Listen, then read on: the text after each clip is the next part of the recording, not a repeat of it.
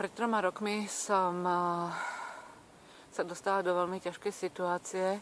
Dostavil sa syndrom vyhorenia. Odišla som z práce a dostala som sa do ťažkých depresií.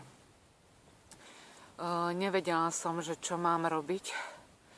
Začala som si hľadať prácu, chodila som po rôznych konkurzoch a bolo to veľmi ťažko. I napriek tomu, že mám vysokoškolské vzdelanie, stále sa vzdelávam, i dnes navštevujem univerzitu 3. veku. Keď sa človek dostane do obdobia vo veku nad 50 rokov, má niekedy pocit, že už je nepotrebný. A v tom ťažkom období sa udiala jedna krásna vec. Objavila som na internete slovo enkaustika a to cudzie slovíčko mi zmenilo celý môj život. Čo je enkaustika? Ako enkaustiku som objavila v sebe? Ako enkaustika mi zmenila môj život? Si prečítajte v mojom príbehu na mojom blogu janabakičova.sk. V roku 2015 som sa vydala na svoju cestu, na cestu online podnikania a nastali fantastické zmeny. Ja som sa stretla s ľuďmi, od ktorých som sa učila. Jednak som chcela, išla som za svojím cieľom.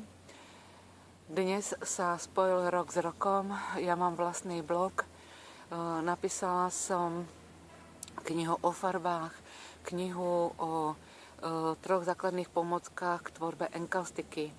Vytvorila som minikurs enkaustiky. Tieto knihy a minikurs sú pre vás zdarma, aby ste sami sa presvedčili a získali informácie, že čo to enkaustika maľba horúcim voskom je. Neustála som len pri tom. Pustila som sa do vytvárania videí, písania textov, písania nových článkov. Vytvorila som pre vás online kurzy, krok po kroku, ako sa začína s enkaustikou, ako sa tvorí. Je to 10 plus 1 videí.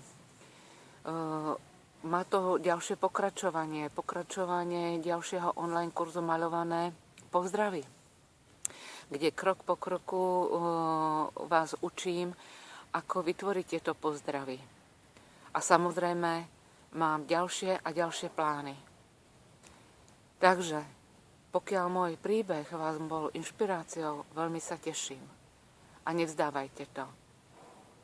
Každé zlé obdobie pominie, slniečko sa rozsvieti a vy nájdete správnu cestu, tak ako som ju našla aj ja.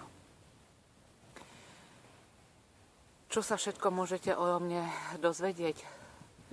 Dostanete sa na môj blog janabakičova.sk a nájdete tam informácie o mne, čo robím, čo som napísala, aké kurzy vediem, aké akcie som uskutočnila a ďalšie informácie.